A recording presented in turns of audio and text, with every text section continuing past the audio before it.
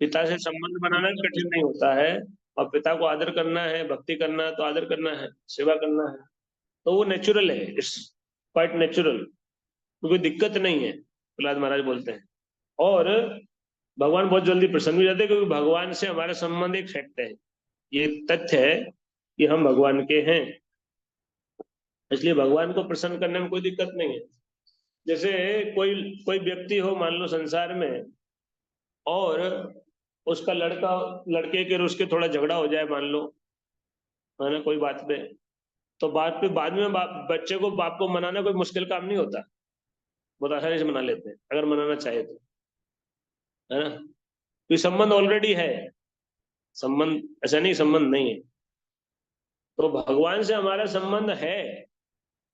भगवान बोले गीता में कि मेरे अंश है सभी जीव, है ना, बीज प्रदाता, मैं सबका बीज प्रदाता पिता हूँ, गीता में बोले ना, तो हम सब भगवान के हैं। तो प्रहलाद महाराज यही बता रहे हैं कि हम सब भगवान के, भगवान से हमारा संबंध है, इसलिए उनकी सेवा करने में कोई दिक्कत नहीं है, इट्स क्वाइट नेचुरल, है ना। जो जो लोग वैराग्य लेते हैं, जो मायावादी हैं खासकर, उनके लिए कठिन है, क्योंकि वो जो है सेवा नहीं कर पाते। नहीं, भगवान से हमारा संबंध है, संबंध में सेवा करना कोई मुश्किल काम नहीं है। और चूंकि भगवान बड़े दयालु हैं, और भगवान से हमारा संबंध है, भगवान हमारी भी सहायता करते हैं, है ना, थोड़ी भी कोई करता है तो बहुत बड़ा परिणाम प्राप्त होता है। अगर कोई पूरी तरह से नहीं भी कर पाए, थोड़ा भी करेगा, तो भी उसको भगवान की कृपा प्राप्त हो जाती है, धीरे धीरे उसको उसका जीवन सुधरने लगता है ना, क्योंकि भगवान की जो भी भक्ति करता है, भगवान उसको तुरंत ही सहायता प्रदान करते हैं। क्या प्रभुपाद जी बता रहे, अजामिल जो है, उसने जो बहुत ही वो किया था, एकदम जो है ना, वो भक्ति तो छोड़ ही दी थी, और पूरा गलत आदमी बन गया था वो, है ना। पानी, अरे बोल पानी ला दोगे, हाथ धो के, हाथ साफ है आपको। तो और उसने जो है, चूंकि पहले भक्ति की थी थोड़ी, पर बाद में तो पूरा कर्मी बन गया, वो गलत कर्मी क्या, वो तो दुष्ट बन गया था, गलत आचरण करने लगा था। और बाद में उसने उसके गलत कामों के कारण उसको दंड मिलना था, यमराज जी ने यमदूत भी भेज दिए, है ना, और उसको अरेस्ट अरेस्ट करने के लिए आए थे। तब उसने नारायण नाम का उच्चारण मात्र कर लिया, और नारायण जो अपने बेटे को बुलाया था, भगवान को नहीं बुलाया था, लेकिन भगवान ने उसकी रक्षा कर ली, उसको बचा लिया गया ना। तो ये बहुत महत्वपूर्ण बात है कि भगवान की भक्ति जो किया है ना, वो घाटे में कभी नहीं, थोड़ी भी कर रहा है तो वो बहुत बड़ा लाभ है, लेकिन जो बुद्धिमान है वो थोड़ी क्यों, वो तो पूरा जीवन ताकत लगा करेगा, है ना। इस बात को समझने की आवश्यकता है कि भगवान तो बड़े दयालु हैं, और कोई अगर भगवान की थोड़ी भक्ति भी करता है, तो भगवान गीता में बोले हैं कि थोड़ा सा भी प्रयास इस दिशा में, नेव कर्म नास्ति प्रत्यय न विद्यते स्वल्पम अपयश धर्मस्य त्रायते महतो भयात, है ना, थोड़ी सी प्रगति भी इसको बड़े से बड़े भय से रक्षा कर लेगी, है ना। तो इसीलिए भक्ति भक्ति करना चाहिए, प्रहलाद महाराज ये कह रहे हैं, इसलिए भक्ति सबको करना चाहिए, और भगवान को प्रसन्न करने के लिए प्रयास करना।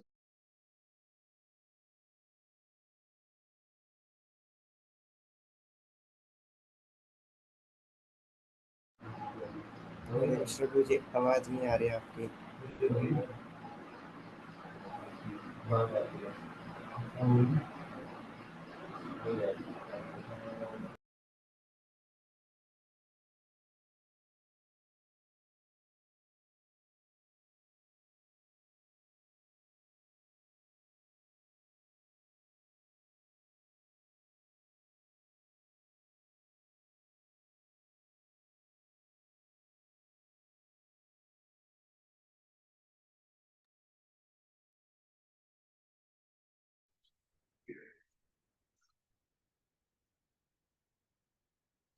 हरे कृष्णा। एक कॉल आ गया था। तो प्रहलाद महाराज यहाँ बोल रहे हैं कि सबको भक्ति करना चाहिए, असुर पुत्रों को भी बोल रहे हैं, है ना।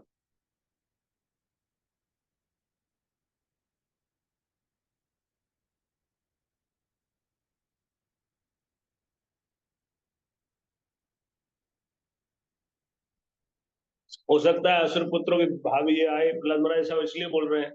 वो कहेंगे अरे हम तो असुरों के घर में पैदा हुए और हमारा तो जीवन ऐसा है, और हमसे भगवान क्यों प्रसन्न होंगे, हम कैसे भक्ति कर पाएंगे, हम तो इतनी नीच दशा में हैं। कह सकते हैं ना, ऐसे ही भाव होगा, इसलिए प्रहलाद महाराज साहब बोल रहे हैं कि ऐसा नहीं है।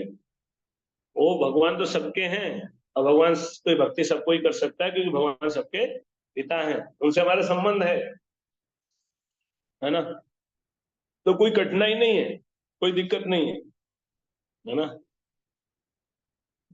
पिता से पुत्र का संबंध जोड़ने में कोई दिक्कत नहीं होती है, जोड़ना चाहे तो, है ना। एक कथा सुनाते हैं, आप लोगों ने सुनी होगी। जो एक जमींदार था, उसका कई लड़के थे, उनमें छोटा लड़का जो था वो थोड़ा नालायक था, और वो जो है ना पैसा उड़ाता था ऐसे ही। तो पिताजी उसको पैसा देते तो हिसाब किताब करके ही देते थे। उसी गलत आदत थी, शराब पीना, गलत चीज आचरण करना उसका आदत था। तो पिताजी बड़ा ध्यान रखते थे, लेकिन बड़ा प्रेम करते थे, लेकिन ध्यान रखते थे। लेकिन उसको ये पसंद नहीं आता था, है ना। तो वो थोड़ा बड़ा हुआ, एक दिन उसने झगड़ा कर लिया और बोला कि मेरे को मेरा हिस्सा अलग दे दो, मेरे को बंटवारा चाहिए, मेरा प्रॉपर्टी मेरे को दे दो, बस दैट्स ऑल, इससे कम कोई कंप्रोमाइज नहीं करूंगा।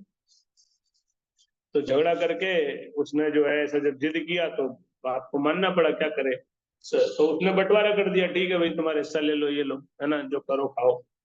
तो उसने क्या किया, सारी प्रॉपर्टी बेच दी और बॉम्बे चला गया, है ना। तो करोड़ों की प्रॉपर्टी बेच के, करोड़ों रुपया लेके बॉम्बे चला गया और वहां अय्याशी करने लगा, वेश्यावृत्ति, शराब, पार्टी, है ना, मांसाहार, ये सब करने लगा। और चूंकि वो ऐसे कर रहा था तो उसके पिताजी ने कई बार पत्र भेजे, लेटर भेजे, लेकिन उसने कोई चिट्ठी पढ़ी तक नहीं, कचरे के डब्बे में डाल दी। जवाब तो देगा क्या वो, जब पढ़ी नहीं तो जवाब क्या देगा, मतलब ही नहीं, है ना। तो फिर लेकिन पैसा तो उसका, उसके कई दोस्त बन गए ऐसे ही आवारा, और उसका पैसा बहुत तेजी से खर्च होने लगा। कोई 10-15 साल में हो गया सारा खर्च, है ना। करोड़ों का पैसा खर्च कर दिया उसने, 10-15 साल में पूरा उड़ गया। और जब पैसा खर्च हो गया तो उसके दोस्त भी को समझ में आ गया, दोस्तों को, तो दोस्त भी छोड़ गए, कोई नहीं रहा उसके पास, कोई उससे बात भी नहीं करता, उसका फोन भी नहीं उठाते, है ना। उसका, वो किसी के पास जाता पैसे की सहायता लेने, कोई पैसा भी नहीं दिया उसको, सहायता भी नहीं दिया, सब दोस्त छोड़ दिए उसको पूरी तरह से। अब वो उसकी हालत है कि उसको खाने को पैसा नहीं था। तो वो अब नौकरी करने के लिए गया, तो अपना सीवी में क्या दिखाया, कुछ तो था नहीं उसमें, डिग्री वगैरह कुछ नहीं थी, नालायक था शुरू से, और ना कोई काम आता था उसको। तो कहीं भी कोई गया, कोई नौकरी पे नहीं रखा उसको, है। अब भूखा मर रहा है, भूखा मरता क्या नहीं करता। भूख के मारे उसने फाइनली ये बोला कि भाई मेरे को ना खाना दे दो, खाने के बदले में काम कर लूंगा, 2 टाइम खाना मिल जाए तो काम कर लूंगा। लेकिन बेकार के आदमी कौन रखे, है। वो लोग पूछते तुमको क्या आता है, कुछ आता ही नहीं तो फिर क्या, कौन रखे, कोई रखा नहीं उसको नौकरी पे, है। फिर जो है एक सुअर पालता था एक आदमी, तो सुअर पालने वाला आदमी जो है उसने उसको बोला कि मैं तुमको रखूंगा नौकरी पे। हम्म। तो ठीक है, तो क्या काम करना होगा, बोले ये सुअर सुअर को ये आटा डालना है, ठीक है ये तो मैं कर लूंगा। अब मेरा खाने का, बोले इसी आटे से रोटी बना खा लेना। अब वो क्या करे, भूखा मर रहा है, जान जान जाएगी भूख से, तो इसलिए अच्छा है कैसा भी खाए। तो सुअरों को डालते थे वो आटे से, वो अपना खुद का रोटी बना खा, और रोटी बनाना भी नहीं आता था उसको तो, है ना। तो कच्ची जली हुई ऐसी रोटी वो खा बना के, तो उसके पेट में दर्द हो गया, है ना। पहले भूख से तड़प रहा था, अब खाता तो ये पेट दर्द हो गया, है ना, कच्ची कच्ची जली हुई रोटी खाने से। अब उसको पेट में दर्द हो, और वही खा रहा है, शाम को भी वही, सुबह भी वही, कोई सब्जी वब्जी कुछ नहीं, मसाले वसाले कुछ नहीं। तो उसकी हालत ऐसी इतनी बुरी हो गई, और उसको अब बार बार याद आता घर का, कि मम्मी तो इतना बढ़िया खिलाती थी, कितना बढ़िया था, है, मेरा ये दशा हो गया, अब क्या करूं, है, लेकिन रोता था। अब दर्द बढ़ता जाता है, रोज रोज खाता गया, 2-4 दिन और खाया ऐसे ही, कपड़े तो फटे, पुराने कपड़े, पुराने, मैला कुचला ऐसा गंदा रहता, और उसको बीमार भी पड़ गया बुरी तरह से, इलाज के लिए कुछ नहीं है, और ऐसी स्थिति में और ज्यादा याद आने लगी उसको। फिर उसके मन में आता है कि घर चले, लेकिन घर पे तो बोले पिताजी स्वीकार थोड़ी ना करेंगे, मैंने उनकी सारी प्रॉपर्टी बर्बाद कर दी, बेच दी, बेच के बर्बाद उड़ा दी, अब मेरे को पिताजी थोड़ी ना स्वीकार करेंगे। तो इसलिए, और फिर मैंने उनके, कोई किस मुंह से जाऊं, मैंने उनके पत्रों तक का पढ़ा नहीं, जवाब देना दूर की बात, पढ़ा तक नहीं, और उनके पास कैसे जाऊं।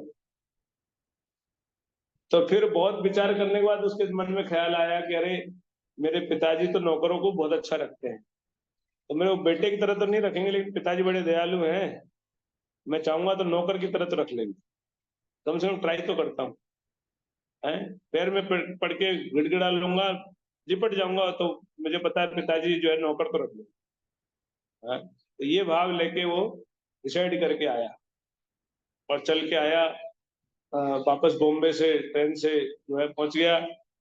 अब स्टेशन पे उतरा, स्टेशन से गांव दूर था, तो वो फटे हाल अवस्था में जा रहा है गांव की तरफ, कोई बाइक से जा रहा था, उसने देख लिया कि ये तो सरपंच का बेटा है, जमींदार का बेटा है, तो उसने जाके बताया तुम्हारा लड़का आ रहा है।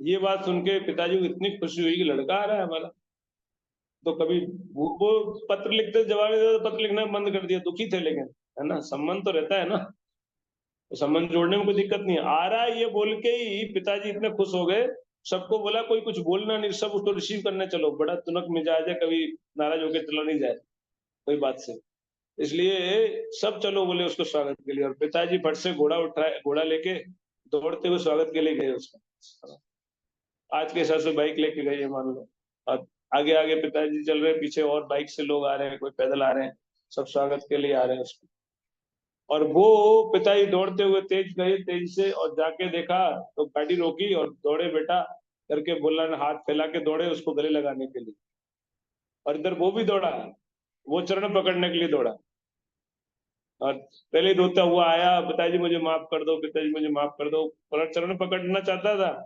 पिताजी ने उठा के गले लगा लिया, और रो के बोल रहा है कि मैंने गलती हो गई, मैंने आपको बहुत हृदय दुखाया है, अब मेरे कोई अधिकार नहीं आपका पुत्र रहने का, लेकिन मुझे मना मत करना, मुझे नौकर रख लो पिताजी, मैं बाहर नौकरी करने से अच्छा आपकी नौकरी कर लूंगा, मुझे मुझे मना मत करना, ऐसे बार बार बोल रहा है रो के। आता तो सब लोग आ गए हैं, वो पिताजी बोलते, बोले बेटा तू ऐसा क्यों बोल रहा है, तू मेरा बेटा है, कि नहीं नहीं नहीं, मैं तो नौकर बन के रह लूंगा, मैं तो योग्य नहीं हूँ, मैं क्षमा कर दो, मैंने बहुत गलत किया, ऐसे करके रो रहा है।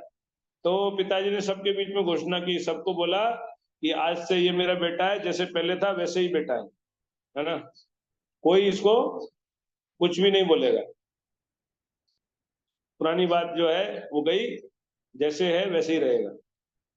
तो ये भाव बताया गया है भगवान के प्रति, के भगवान का संसार के व्यक्ति में ऐसा भाव तो भगवान में नहीं है क्या, भगवान तो भगवान के ही है हम, और भगवान जो है इस संसार में हमको भेजना नहीं चाहते, हम झगड़ के आए भगवान से अलग रहने के लिए, है ना, आप भगवान से अलग रहना चाहते हैं स्वतंत्र रूप से, तो भगवान ने बोला ठीक है, क्या कर सकते हैं, जो करोगे सो भरोगे, लेकिन भगवान रेडी रहते हैं, जब भी हम जो है भगवान से जुड़ना चाहें, भगवान रेडी है ना, और लेकिन हमारा भाव क्या होना चाहिए, हम दास बन के जाएं भगवान के पास, भगवान हमको अपना बेटा भले बना ले, लेकिन हमको दास भाव में भगवान के पास जाना चाहिए, है ना, कि हम लोग जो है विनम्र होके दास के भाव में जाएं, तो भगवान हमको स्वीकार कर लेंगे। तो भक्ति में ये मुश्किल नहीं है, प्रहलाद महाराज बोल रहे हैं ये मुश्किल नहीं है, भगवान जो है, भगवान हमेशा राजी है हमको अपनाने को,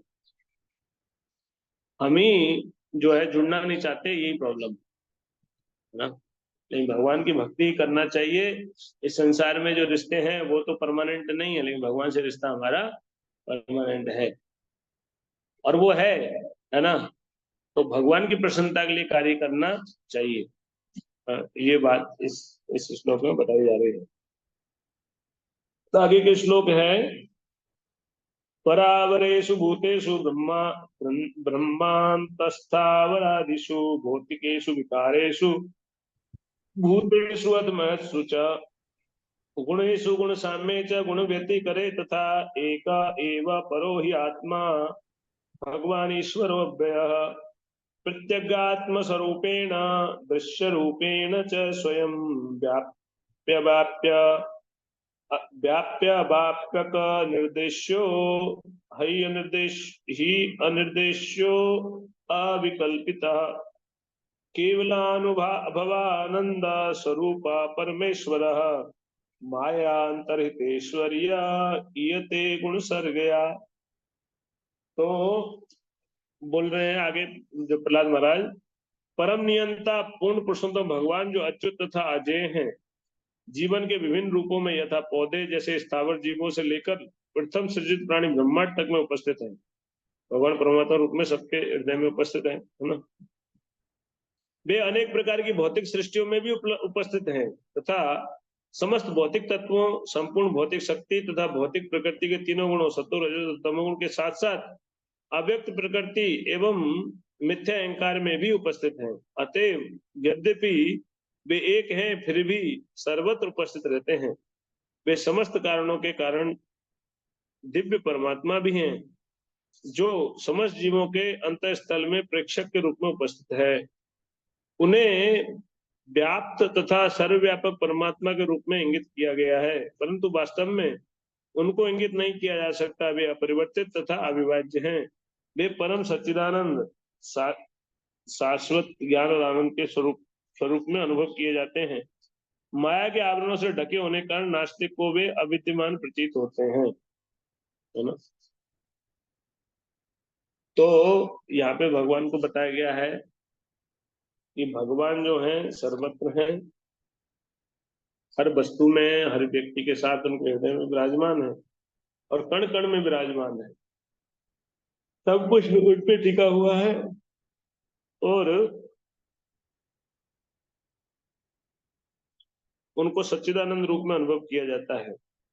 माया के आवरण से ढके होने के कारण नास्तिकों को वो लगते नहीं वो है, लेकिन वो सब जगह है ना। तो प्रहलाद महाराज ये उपदेश दे रहे हैं सभी सहपाठियों को। मानो ये कहें कि देखो प्रहलाद, भगवान तो कहाँ है, अभी हिरण्यकशिपु हमारी जान ले लेगा है। आप बोल रहे हो भगवान भजन करो, हिरण्यकशिपु भगवान आएंगे कब आएंगे पता नहीं, हिरण्यकशिपु मार देगा हमको है। तो इसलिए तो प्रहलाद महाराज बोल रहे नहीं नहीं नहीं, वो भगवान सर्वत्र है, यहाँ भी है, आपके पास ही है और कण कण में विराजमान है, एवरीवेयर। उनसे हमारा संबंध है, तो इसलिए कोई दिक्कत नहीं है ना। वो रक्षा करेंगे, वो देख रहे हैं सब, प्रेक्षक मतलब देख रहे हैं, वो दृष्टि देख रहे हैं सब कुछ, है ना। तस्मात् सर्वेषु भूतेषु दयां कुरुतो सोर्दम भावमासुरमुन्मुच्य यया तुष्यति यदोक्षजः। ये बड़ा सुंदर श्लोक है भाई, इस श्लोक को अगली बार लेंगे हम। तस्मात् सर्वेषु भूतेषु दयां कुरुतो सोर्दम भावमासुरमुन्मुच्य यया तुष्यति यदोक्षजः। अतएव हे असुरों के से उत्पन्न मेरे प्यारे तरुण मित्रों, तुम सब ऐसा ऐसा करो कि परम भगवान जो भौतिक जगत की धारणा से परे संतुष्ट हो जाए आपसे, है ना। तुम अपना आसुरी स्वभाव त्याग दो और शत्रुता दया द्वेष रहित होकर कर्म करो। सभी जीवों में भक्ति जगाकर उन पर दया प्रदर्शित करो और इस प्रकार उनके हितैषी बनो।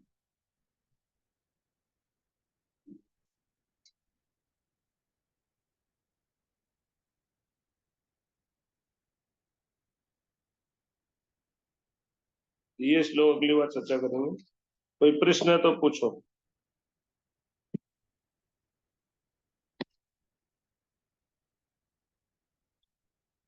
आज जो है व्यासदेव जी का आविर्भाव दिवस भी है ना। उसको व्यास पूर्णिमा कहते हैं या गुरु पूर्णिमा, और आज के दिन को मुंडिया पूर्णिमा भी बोलते हैं, क्योंकि आज श्री सनातन गोस्वामी बाद का प्रभाव तिथि है। सनातन गोस्वामी जो है उन्होंने जब शरीर त्याग किया तो जो रोज गोवर्धन परिक्रमा करते थे सनातन गोस्वामी, तो उनके लिए सारे ब्रजवासियों ने सर मुंडवाया और फिर गोवर्धन परिक्रमा करवाई सर मुंडवा के उनके शरीर को लेके। तो इसलिए इस पूर्णिमा को मुंडिया पूर्णिमा बोलते हैं। इतनी भीड़ पड़ती है ब्रज में गोवर्धन में स्पेशली, कि रात से लेके आज रात तक, कल रात से लेके आज रात पूरा जो है दिन रात कंटिन्यूअस भीड़ चले गोवर्धन परिक्रमा करने के लिए ना। तो ये सनातन गोस्वामी के प्रभाव तिथि महोत्सव भी है। सनातन गोस्वामी के जीवन से बहुत सारी शिक्षाएं हमको प्राप्त होती हैं। शील व्यासदेव तो पूरा शिक्षा दिए ही हैं। भगवान स्वयं व्यासदेव के रूप में एक अवतार है, 27वें अवतार, जिनके द्वारा भगवान शास्त्रों की रचना करते हैं और ज्ञान प्रदान करते हैं। और सनातन गोस्वामी जो है अपने आचरण से उन्होंने वैष्णव सदाचार को स्थापना करवाए। चैतन्य महाप्रभु एक एक गोस्वामी से अलग अलग शिक्षा दिए, तो वैष्णव सदाचार की शिक्षा जो है सनातन गोस्वामी के माध्यम से देते हैं, है ना। रघुनाथ दास गोस्वामी से वैराग्य की शिक्षा देते हैं सनातन गोस्वामी, है ना, सॉरी चैतन्य महाप्रभु। तो चैतन्य महाप्रभु के अलग अलग शिष्य जो गोस्वामी उनसे अलग अलग शिक्षा दिए हैं, तो सनातन गोस्वामी के माध्यम से जो है वो वैष्णव सदाचार का शिक्षा देते हैं। तो वैष्णव सदाचार में सबसे सब गुणों में सर्वोपरि गुण है विनम्रता, आधारभूत गुण है। तो बहुत बहुत विनम्र थे सनातन गोस्वामी। और सनातन गोस्वामी जो है उनके विनम्रता का ये स्थिति कि वो मंदिर जब पुरी जाते थे, चैतन्य महाप्रभु पुरी में थे तो मिलने के लिए जाते थे, दर्शन की इच्छा होती थी, भगवान साक्षात हैं, उनकी सेवा तो वृंदावन में थी, ब्रज में ही रहते थे, लेकिन कभी कभी पुरी जाते थे भगवान से मिलने के लिए, है ना। तो रथ यात्रा के टाइम पे जनरली जाते थे। तो एक बार जब गए थे तो वो कहाँ ठहरते थे, रघुनाथ वो हरिदास ठाकुर के यहाँ ठहरते थे। क्यों कि हरिदास ठाकुर जो थे वो जो है मुसलमान जन्म घर में जन्मे थे, और ये पहले मुसलमान परिवार में मुसलमान राजा के यहाँ से वो रह गए, प्रधानमंत्री रहे थे, तो अपने को मुसलमान ही मानते थे सनातन गोस्वामी। हालांकि इनका जन्म ब्राह्मण कुल में हुआ था, लेकिन मुसलमान बना दिए गए थे बाद में चैतन्य महाप्रभु ने दीक्षा देने के बाद भी वो अपने आप को वैसे ही मानते थे। इसलिए जगन्नाथ मंदिर की तरफ जाते नहीं थे। जगन्नाथ मंदिर में दर्शन तो बहुत दूर की बात है, और हरिदास ठाकुर के वहीं कुटिया में वहीं रुकते थे उनके पास। तो इतने बड़े होके भी, इतने महान होके भी वो ऐसा आचरण करते थे, है ना। एक बार चैतन्य महाप्रभु टोटा गोपीनाथ मंदिर में थे, और उन्होंने बुलावा भेजा कि सनातन को बुला के लाओ। सनातन को टोटा गोपीनाथ और सिद्ध बकुल से टोटा गोपीनाथ जाने में कितना टाइम लगता है, मुश्किल से आधा घंटा, है ना। इनको 1-1.5 घंटे लग गया, और पैरों में फफोले पड़ गए। दोपहर के टाइम बुलाया था, दोपहर में बालू गर्म रहती है, समुद्र किनारे से, ये समुद्र के रास्ते से गए, है ना, समुद्र के किनारे किनारे गए और वहां पहुंचे। तो चैतन्य महाप्रभु बोले इतना टाइम क्यों लगा, तुम्हारे पैरों में फफोले क्यों हो गए। तो बोले महाप्रभु मैं जो है उधर से आया था। तो उधर से क्यों है, सीधा रास्ता है। बोले सिद्ध बकुल से सीधा रास्ता है ना वहां का, टोटा गोपीनाथ का, है ना। तो बोले सीधा रास्ता है, तुम उधर से क्यों आए। तो बोले महाप्रभु वहां तो जो है जगन्नाथ जी के सेवक आते जाते हैं, उस रास्ते में मैं कैसे जा सकता हूँ, है।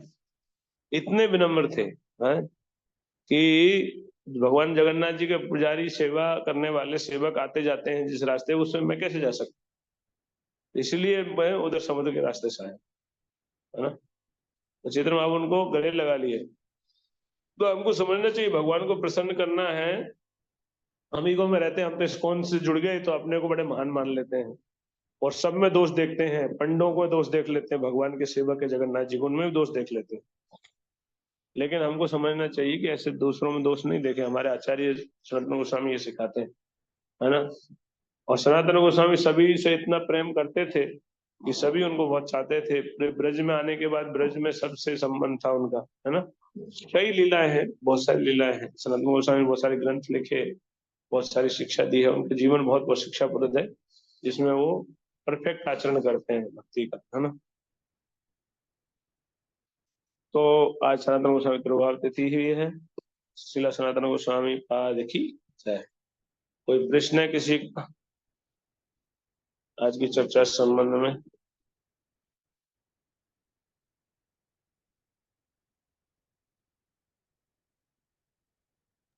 नहीं हरे है। कृष्णा प्रभु जी, धन्यवाद प्रणाम। हरे कृष्णा। प्रभु जी, जैसे आज चातुर्मास स्टार्ट होगा तो हमें क्या चीज फॉलो करनी चाहिए, कैसे करना चाहिए? सबसे बड़ा है नाम जप। नाम जप जितना हो सके ध्यान से करो, ज्यादा कर सकते हो ज्यादा कर सकते हो।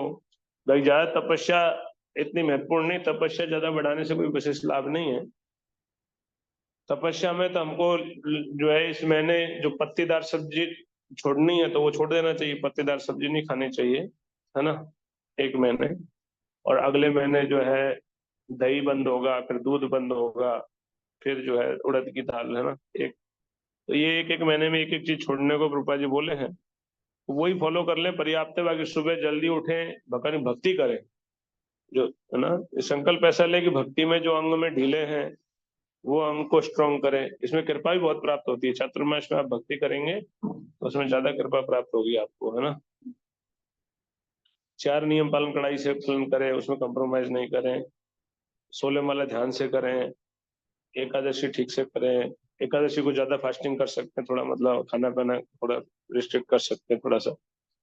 और अधिक जप करें, है ना, भक्तों का संग कर सकते हैं, सेवा कर सकते हैं ज्यादा।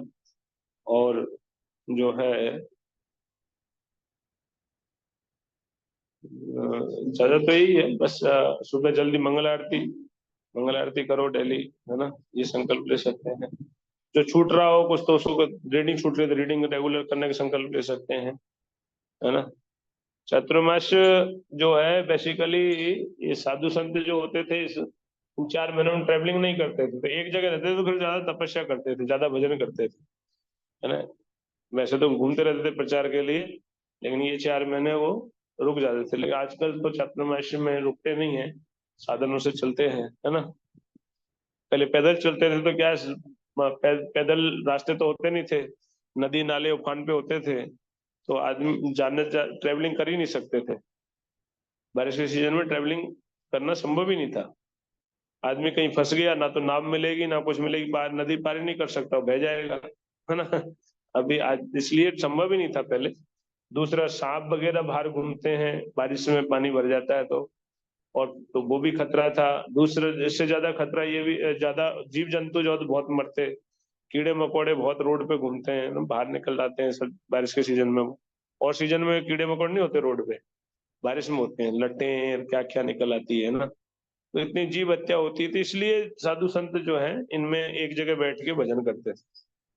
तो वही वो है, ज्यादा से ज्यादा भगवान की भक्ति करो, वही सबसे बड़ा वो है तपस्या।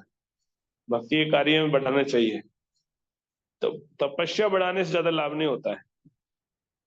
नारद जी बोलते हैं कि यदि आराध्यते हरिम तपाकम, और यदि न आराध्यते हरिम तपाकम, है ना। अगर आप हरि का भजन करते हो तो तपस्या से क्या लाभ, और अगर आप हरि का भजन नहीं करते तो तपस्या से क्या लाभ। हरि का भजन नहीं करते तपस्या से क्या होगा, क्या मिलेगा।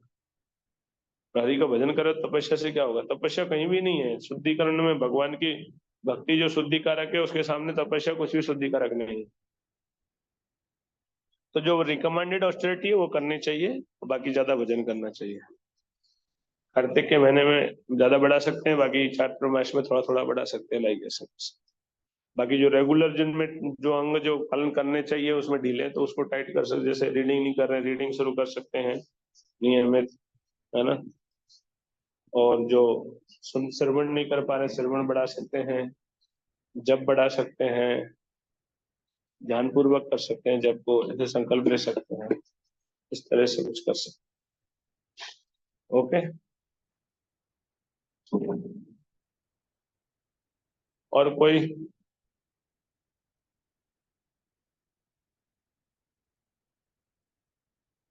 हरे कृष्णा। यंत्राश्व भागवत महापुराण की जय। शिला व्यासदेव आविर्भाव तिथि महोत्सव की जय। शिला सनातन गोस्वामी प्रभाव तिथि महोत्सव की जय। गौर प्रेमानंदे हरि हरि बोल। जगत गुरु शिला प्रभुपाद की जय। फिर सेकंड क्लास इसी लिंक पे करेंगे। हैं? सेकंड क्लास फिर इसी लिंक पे कर रहे हैं। इसी लिंक पे है? हाँ। अच्छा।